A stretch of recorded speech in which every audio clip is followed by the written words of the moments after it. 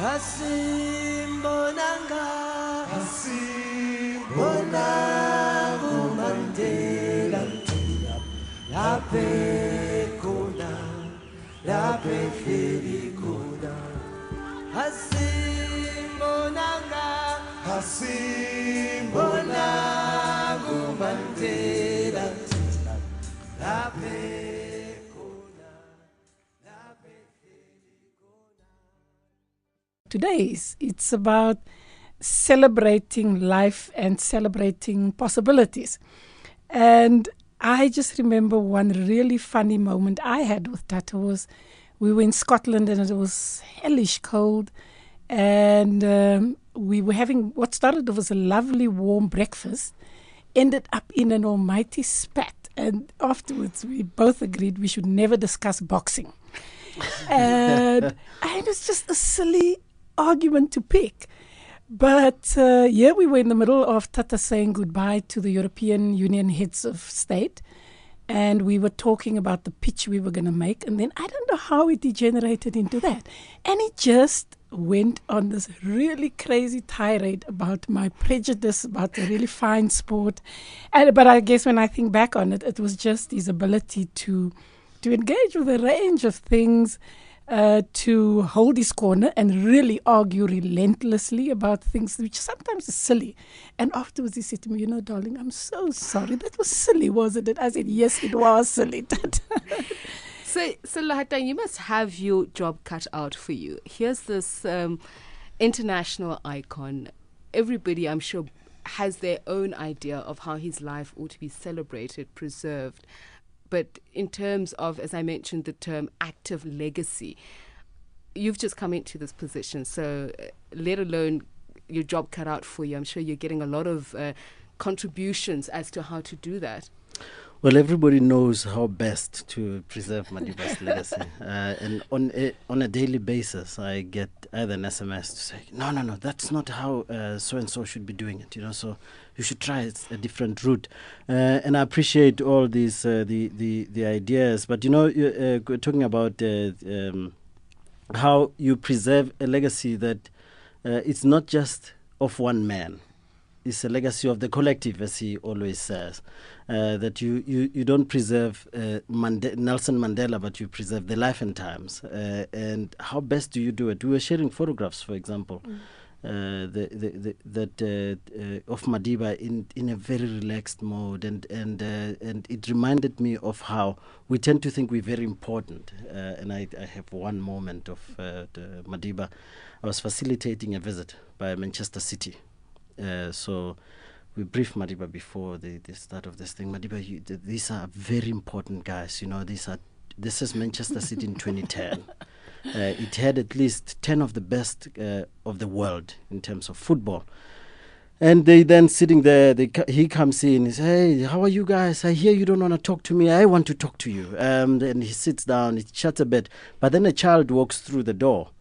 And he forgets about these very important people. He starts off by asking this child, "Oh, how old are you? What grade are you in?"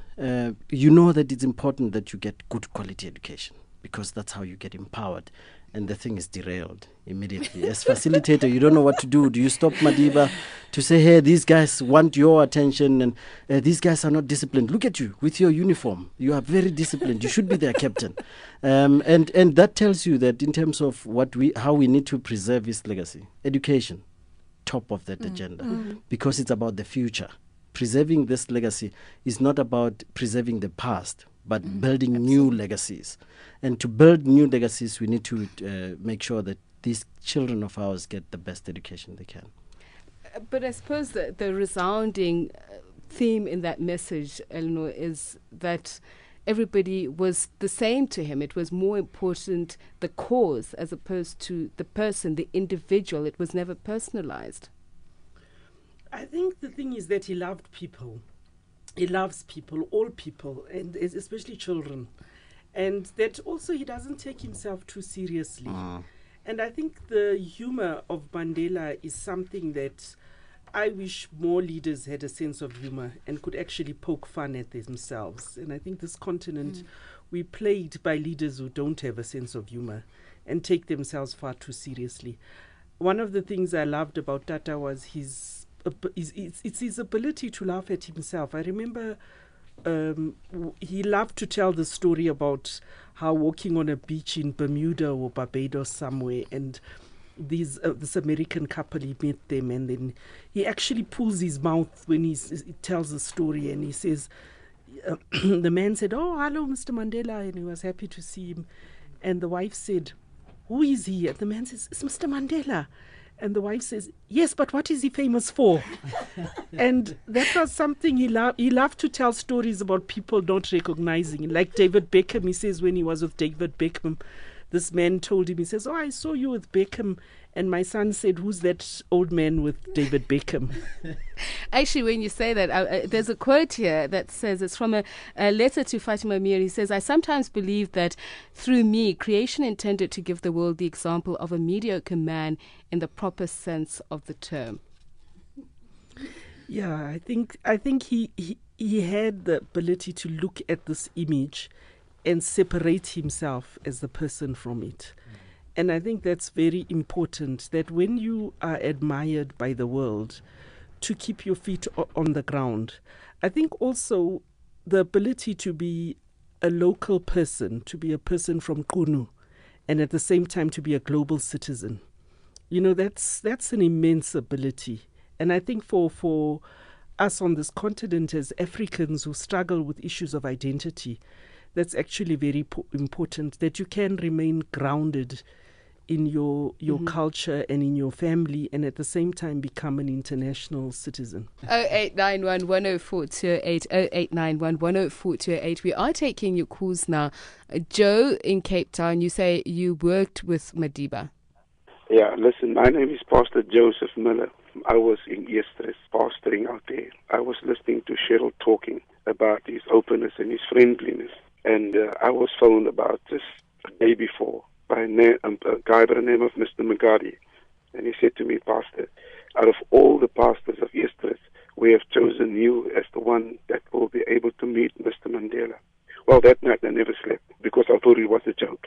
The next morning I met with him, and he was visiting a creche out in Eastris. And we had this massive entourage. You know, it was hundreds and thousands of people. And it just so happened that I was able to meet up with him. And we were able to shake his hand, and that for us was fantastic. Thank you very much for sharing that with us, Pastor Joe, and I do hope that you share your number with us as well. Frank Talk in Mangaung. We just want to say happy birthday to Tatu Dalibunga Kgolehlahla Mandela, also known as David Motsamai. Look, we've learned quite a lot, and at some stage one wonders whether we have learned. I agree with some of your speakers there who said Tata would have led this country until today, but he chose to bow out when this country still loved and needed him. And that shows so much leadership, because you are saying, in as much as people love you, you are willing to bow out and allow other leaders. And it's quite key. And he surrounded himself with people that would critique his decisions. If you look at the cabinet that he had around him at that time. And we need to learn from this, because it is only those that advises us and that would differ with us that makes us strong. And we need to learn that from Madiba. And we just want to say happy birthday, Dalibunga.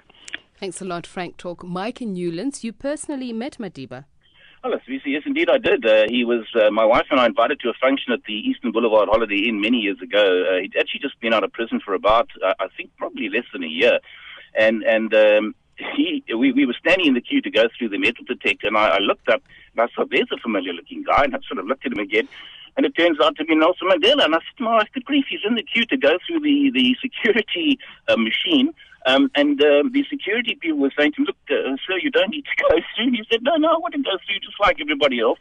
So we had this great, amazing situation with Nelson Mandela, 4 people in front of me going through the security system, and then to make matters worse, something in his pocket set it off. Briefly, the security guards had to sort of decide what to do. They're going to pat down the very person they're supposed to be protecting. But it was just a wonderful experience, because he just didn't understand all this. He just wanted to be with people. I shook his hand briefly, and it was a wonderful experience, and I'll always treasure it. And then just in conclusion, I think that in terms of what are we going to do going forward, You know, the teachings of Nelson Mandela are going to be, I think, a guiding light in this country, very much like the Freedom Charter, but we've moved so far from it that I do honestly hope that he's not aware of where we are today in South Africa. And I do think that if we really are going to honor a person of Nelson Mandela, a man of that stature, as a country, as a people, we need to come together, and we need to come together soon, because where we find the country today, I sincerely hope he doesn't